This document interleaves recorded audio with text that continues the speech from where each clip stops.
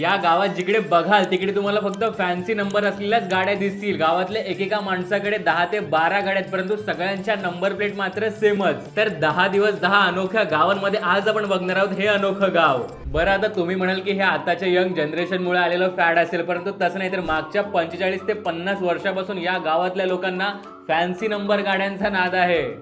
बरं, एवढंच नाही तर एकेका घरातल्या 3-3 पिढ्या एकाच नंबरच्या गाड्या वापरत आहेत।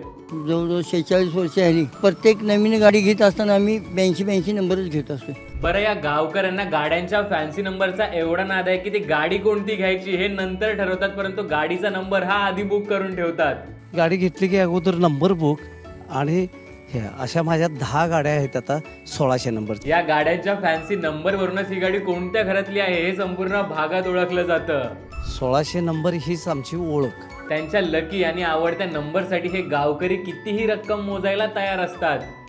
नंबरासाठी 20 नाही, 25 नाही, 50-50, 60-60, 1 लाखापर्यंत देखील ह्या चिखलीकरांची वैशिष्ट्य आहे की पैसे भरण्याची ताकद। तर अशा प्रकारे गाड्यांच्या फॅन्सी नंबरचा नाद असलेलं हे गाव जगाच्या कोपऱ्यात दुसरं कोणतंही असेल असं मला तरी वाटत नाही। तर हे गाव आहे आपल्या कोल्हापूर जिल्ह्यातील प्रयाग चिखली। या युनिक गावाबद्दल तुम्ही याआधी ऐकलं होतं का? आणि अशीच भन्नाट गावं तुम्हाला माहिती असतील तर कमेंट करून मला नक्की सांगा।